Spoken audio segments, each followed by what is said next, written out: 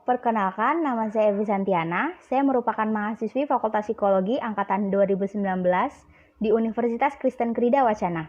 Nah, kali ini saya akan membahas tentang catcalling. Tetapi sebelum kita membahas catcalling lebih jauh lagi, kita perlu mengetahui pengertian dari catcalling sendiri itu apa sih? Pengertian dari catcalling merupakan pelecehan yang terjadi di ruang publik. Nah, pelecehan ini berbasis gender dan kebanyakan terjadi pada perempuan. Sering terjadi jika korban sedang sendiri ataupun berdua. Nah, pelaku dari catcalling ini juga biasanya tidak sendiri, melainkan dia berkelompok ataupun bergerombol. Nah, kemudian catcalling ini dapat berupa siulan atau pujian seperti "Hai cantik, mau kemana?" ataupun tawaran seperti "mau diantarin pulang nggak?" seperti itu. Itu sudah termasuk ke dalam catcalling. Catcalling itu sendiri sering terjadi di jalan raya seperti saat pelaku sedang berada di motor ataupun mobil kemudian berteriak ataupun bersiul ataupun mengklakson. Nah, kemudian sering terjadi juga di pinggir jalan atau di jalan-jalan yang sedang sepi. Nah, biasanya hal ini sangat mengganggu kenyamanan seseorang dan tindakan ini sangat menunjukkan bahwa ia tidak mempunyai rasa hormat kepada sesama.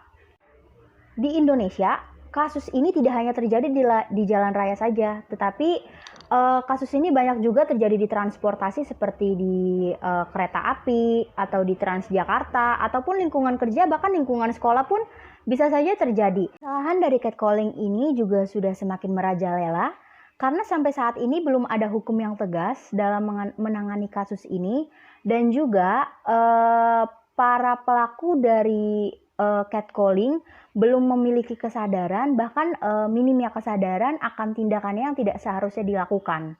Catcalling juga tidak sesuai dengan nilai Pancasila sila kedua, kemanusiaan yang adil dan beradab, yaitu tidak menjunjung tinggi nilai kemanusiaan karena dalam catcalling justru tidak menunjukkan rasa hormat terhadap sesama manusia, memiliki hak untuk mendapat perlindungan.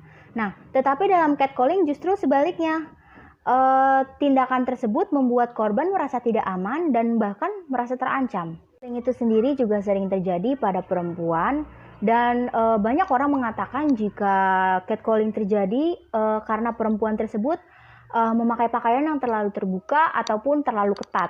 Nah, di sini saya ingin memberikan komentar bahwa hal yang barusan saya sebutkan tadi menurut saya bukanlah hal yang patut disalahkan.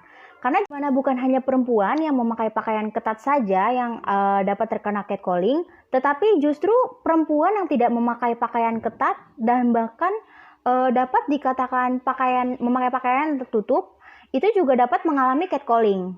Nah, tetapi karena kurangnya pengetahuan tentang pelecehan dan minimnya rasa hormat antar sesama, sebaliknya, menurut saya, catcalling terjadi bukan karena pakaian perempuan yang terlalu terbuka ataupun pakaian perempuan yang terlalu ketat, melainkan karena memang minimnya pengetahuan tentang pelecehan dan juga minimnya rasa hormat antar sesama, sehingga seringkali pelaku dari catcalling tanpa rasa bersalah melancarkan aksi mereka.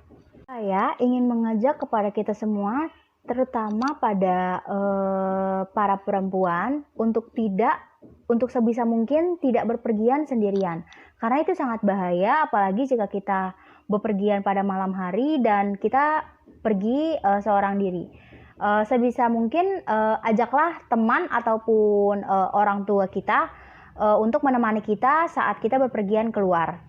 Nah, tetapi jika kita memang sudah mengalami catcalling secara langsung, sebaiknya kita mendiamkan mereka dengan tetap berjalan dan tidak menunduk. Atau bisa juga tetap berjalan dan memasang raut wajah sinis ataupun tidak suka.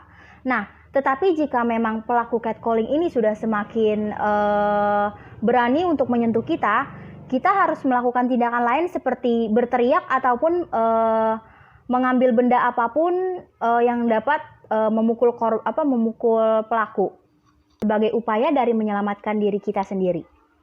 Sekian dari pembahasan singkat saya mengenai catcalling, semoga dapat membantu dan terima kasih.